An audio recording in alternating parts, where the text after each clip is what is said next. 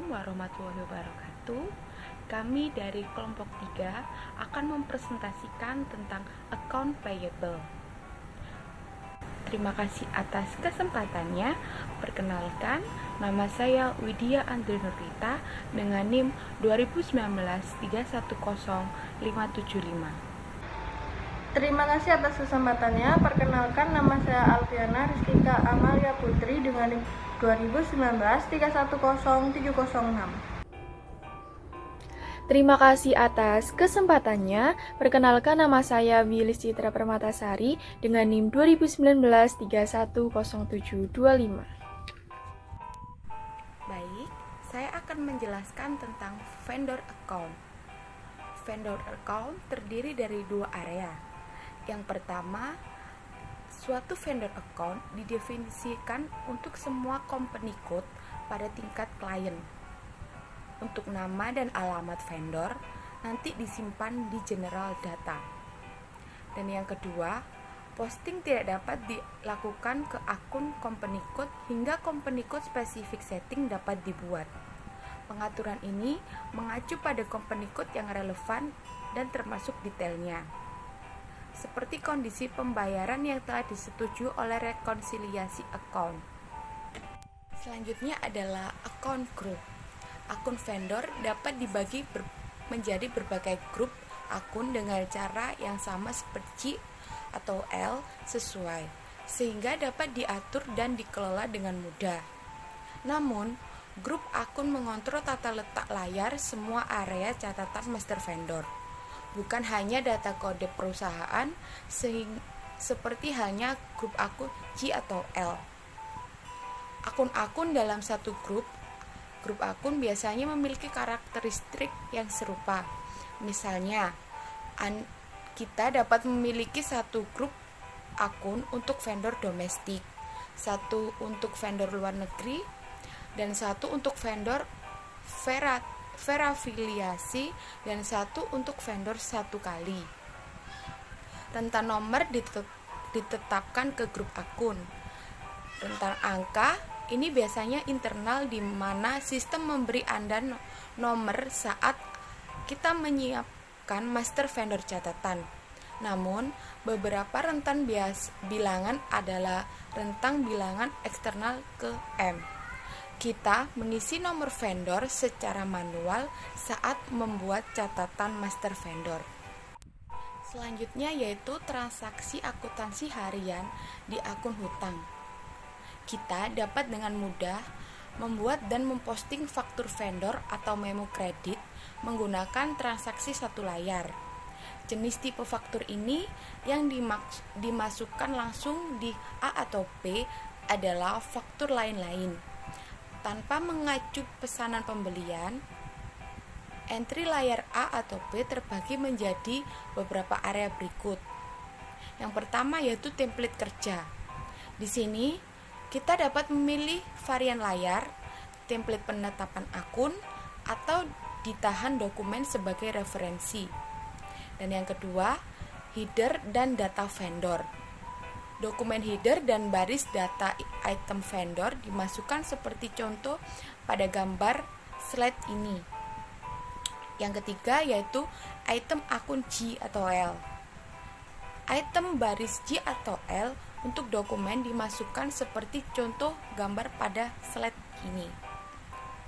Dan yang terakhir yaitu area informasi, yaitu saldo dokumen dan informasi tentang vendor ditampilkan pada slide yang ini.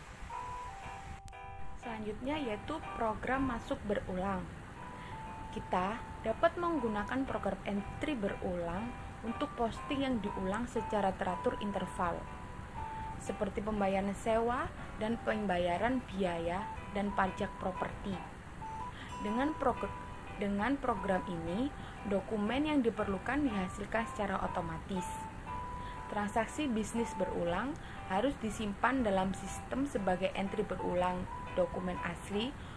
Untuk ini menjadi mungkin setiap entry berulang, dokumen asli berisi tanggal posting pertama dan terakhir.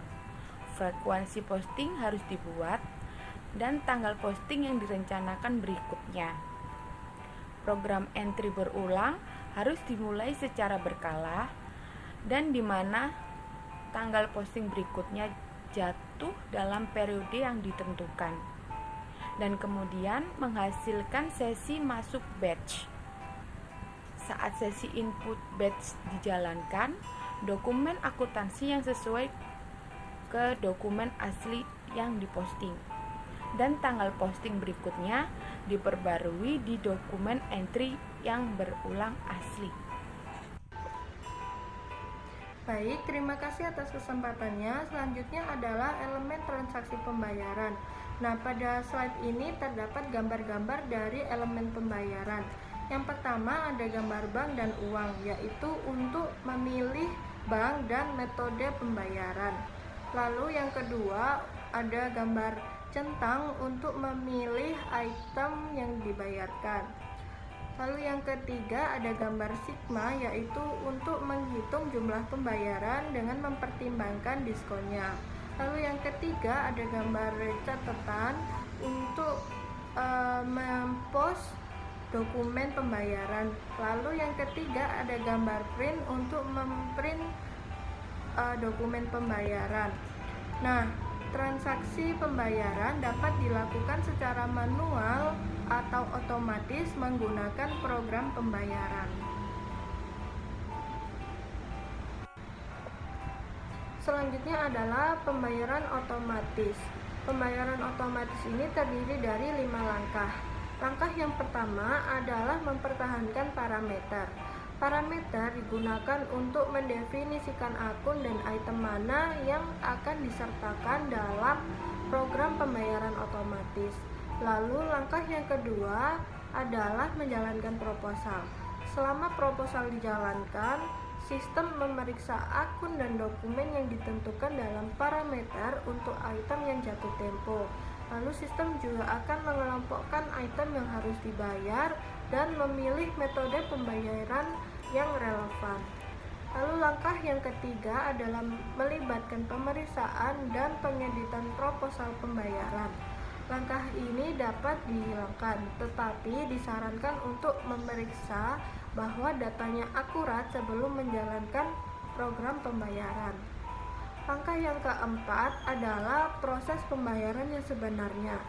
Selama proses pembayaran berjalan, sistem akan mengirim dokumen pembayaran dan membersihkan item yang terbuka, lalu menyiapkan data untuk mencetak media pembayaran. Langkah yang terakhir adalah pencetakan. Nah, media pembayaran dibuat pada langkah ini, yaitu media pembayaran seperti cetak akan dicetak. iDocs atau IDE dihasilkan untuk antarmuka data elektronik. Lalu data file dibuat sebagai bagian dari pertukaran media data. Yang ketiga adalah integration with material management. Nah, agar proses pengadaan dapat digunakan dalam material management untuk vendor, catatan master vendor harus memiliki data pembelian. Nah, data pembelian spesifik untuk satu pembelian organisasi, seperti data kode perusahaan dari catatan induk spesifik untuk kode perusahaan tunggal.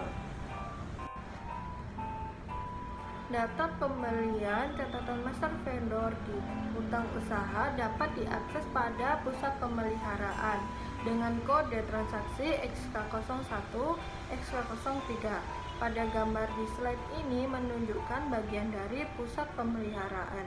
Yang pertama ada demand determination.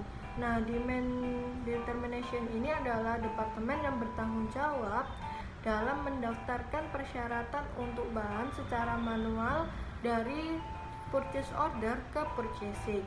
Lalu yang kedua, determining the source of supply, yaitu menentukan kemungkinan untuk sumber pemasok. Lalu yang ketiga, supplier selection, yaitu membandingkan harga yang berbeda untuk memudahkan dalam pemilihan pemasok. Yang keempat, purchase order handling.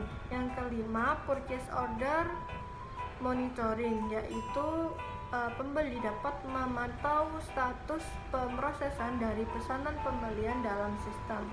Lalu yang keenam ada good receipt, yaitu sistem akan memeriksa jumlah barang yang diterima terhadap kuantitas pesanan pembelian.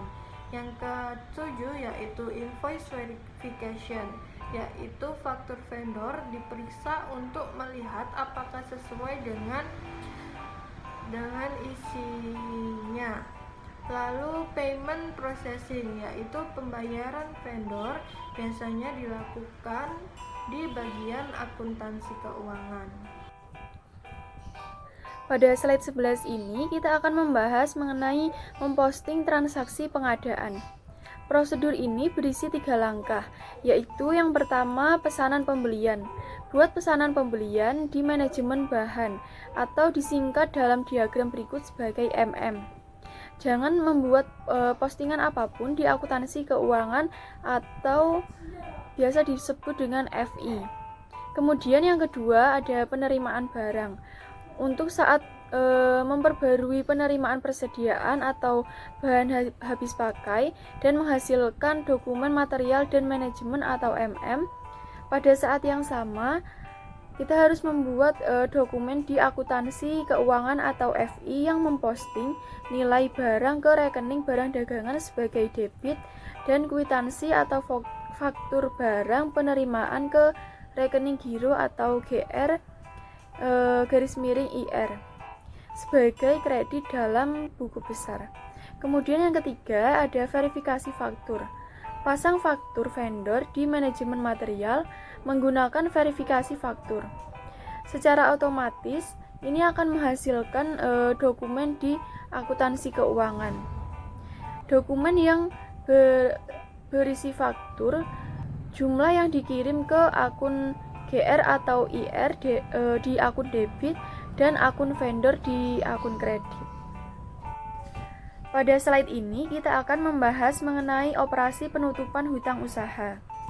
Penutupan akhir tahun dapat dibagi menjadi 2, yaitu yang pertama persyaratan hukum. Persyaratan hukum ini merupakan suatu prosedur yang disyaratkan oleh otoritas pemerintah. Kemudian yang kedua ada persyaratan teknis dan organisasi. Prosedur ini secara teknis diperlukan atau dibutuhkan untuk mendukung organisasi akuntansi. Periode posting tahun anggaran lama diblokir dan periode khusus untuk posting penutup untuk penyesuaian akhir tahun fiskal akan dibuka. Setelah itu, saldo dengan vendor yang dipilih akan dikonfirmasi. Mata uang asing dokumen dinilai dan utang usaha akan dikelompokkan kembali menurut sisa hidup atau hanya jika diperlukan di negara tertentu saja. Setelah selesai, periode khusus dapat ditutup. Konfirmasi saldo. Konfirmasi saldo dan permintaan balasan dikirim ke vendor. Daftarnya adalah digunakan sebagai tindakan pengendalian. Vendor memeriksa informasi saldo yang mereka terima dan mengirim balasan ke Departemen Audit Pusat Kendali yang membandingkan balasan dengan daftar rekonsiliasi dan memasukkan hasilnya ke tabel hasil. Pada slide ini kita akan membahas mengenai valuasi mata uang asing. Penilaian mata uang asing diperlukan jika akun vendor berisi item terbuka dalam mata uang asing. Jumlah item terbuka ini diterjemahkan menjadi mata uang lokal pada saat dimasukkan menggunakan nilai tukar yang berlaku pada saat tanggal posting. Karena nilai tukar mungkin akan berbeda pada saat penutupan nanti. Jadi item yang terbuka itu perlu untuk dinilai kembali. Penilaian tidak dapat dilakukan dengan memposting ke akun hutang karena rekonsiliasi akun tidak dapat langsung diposting. Postingan nanti akan muncul di penyesuaian yang akan ditampilkan dalam item neraca terkait akun rekonsiliasi. Pada slide ini kita akan membahas mengenai mengelompokkan kembali hutang usaha. Nah, di sini hutang dan piutang harus dicatat secara terpisah di neraca. karena ada beberapa vendor mungkin memiliki saldo debit. Akun-akun ini perlu untuk diubah menjadi vendor dengan saldo debit sebelum membuat laporan keuangan. Seperti yang dilihat pada gambar di samping, diagram menunjukkan bagaimana piutang dengan sisa jangka panjang diposting ke akun penyesuaian secara terpisah, sehingga neraca dapat disiapkan. Selain itu, vendor dengan saldo debit dikelompokkan kembali. Akun penyesuaian digunakan sebagai akun penyeimbang karena penyesuaian tidak dapat diposting langsung ke rekening rekonsiliasi. Baik, sekian presentasi dari kelompok kami. Mohon maaf jika ada salah-salah kata. Terima kasih. Wassalamualaikum warahmatullahi wabarakatuh.